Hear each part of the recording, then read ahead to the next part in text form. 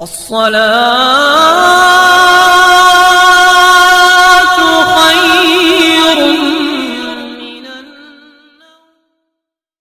من ناظرین گرامی، بڑی عمر کے افراد معاشرے میں ہی دولت، رتبے اور اثر و سلوک کا استعمال کر کے کم عمر لڑکیوں تک رسائی حاصل کرتے ہوئے نظر آتے ہیں، لیکن وہ کیسا منظر ہوگا، وہ کیسی صورتحال ہوگی کہ جہاں ایک باپ اپنی ہی سگی بیٹی کے ساتھ ناجائز تعلقات قائم کیے ہو۔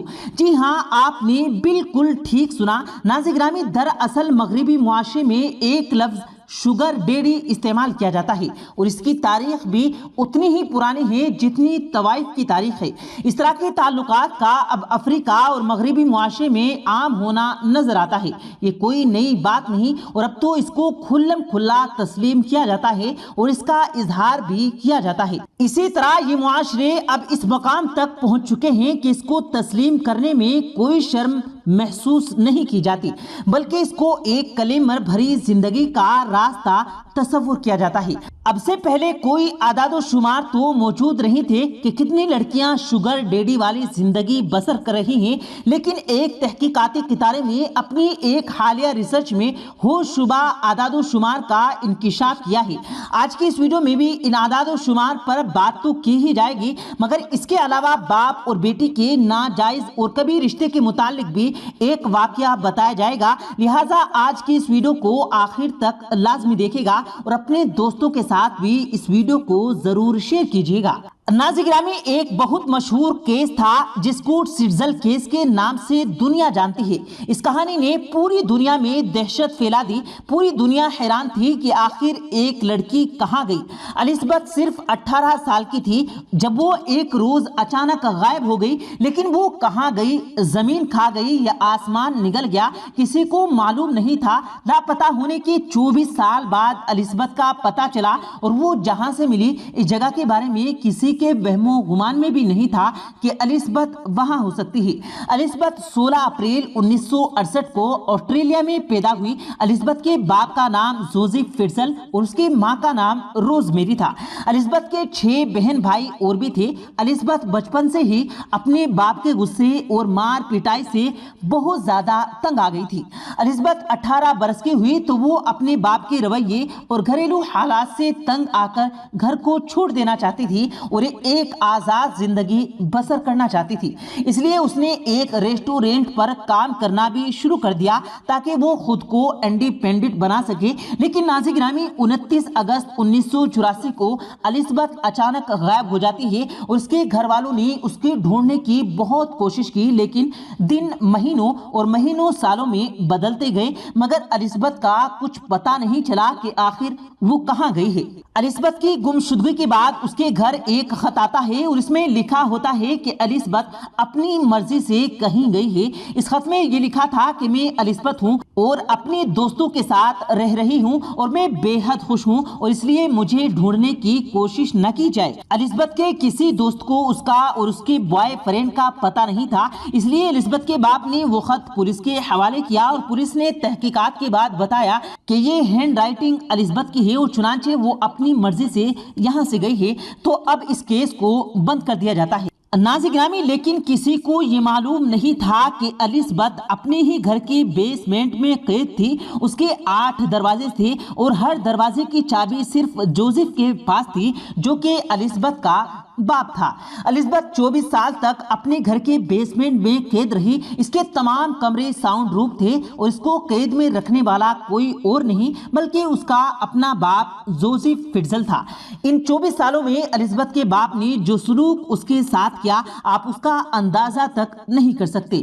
جوزف الزبتھ کے پاس 3 دن بعد کھانا اور پانی لے کر جاتا، اور شروع میں جوزف الزبتھ کو خوب مارا کرتا تھا، لیکن آہستہ آہستہ یہ تشدد جنسی تشدد میں تبدیل ہو گیا۔ الزبتھ نے ان 24 سالوں میں 7 بچوں کو پیدا کیا، اور یہ سب کرنے والا کوئی اور نہیں بلکہ اس کا اپنا سگا باپ تھا۔ الزبتھ کے بچوں کو بھی اپنی ماں کی طرح اسی بیسمنٹ میں قید بنا کر رہنا پڑا، اور ان بچوں نے باہر کی دنیا کبھی نہیں دیکھی۔ جوزف یہ تمام گھنونے کام اپنی ہی بیٹی کے ساتھ کرتا رہا، اور مسلسل 24 سال تک کرتا رہا، اور کسی کے کانوں کان خبر تک نہیں پہنچی، لیکن کوئی بھی مجرم بچ نہیں سکتا۔ ناظرین گرامی، الزبتھ کے ساتھ 7 बच्चों में से एक बच्चा पैदा होते ही मर गया, जबकि 3 बच्चे एलिजाबेथ के साथ कैद में थे और 3 बच्चे जोसेफ के साथ उसके घर में रह रहे थे। शैतान नुमा इंसान जोसेफ अपनी नाजायज बच्चों को पैदा होते ही अपने घर के सामने रख देता और अपनी फैमिली को बताता कि ये उसकी बेटी एलिजाबेथ के नाजायज बच्चे हैं जिनको यहाँ छोड़कर वो चली जाती है।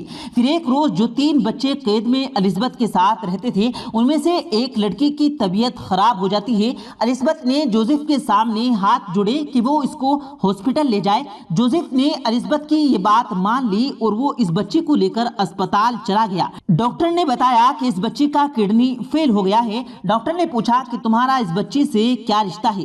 जोसेफ ने अपना जुर्म छुपाने की खातिर कहा कि ये बच्ची उसको सड़क पर पड़ी हुई मिली। डॉक्टर ने उसकी बात पर बिल्कुल भी यकीन नहीं किया और उन्हें कुछ शक होने लगा, लिहाजा उन्होंने फौरन पुलिस कोर्ट में इत्तला कर दी। इन मामले की तहकीकात शुरू कर दी। जोसेफ बहुत ज्यादा घबरा गया कि कहीं पुलिस उसके घर की तलाशी न लेने चली जाए। चुनांचे उसने एलिजाबेथ और उसके बच्चों को आजाद करने का फैसला कर लिया।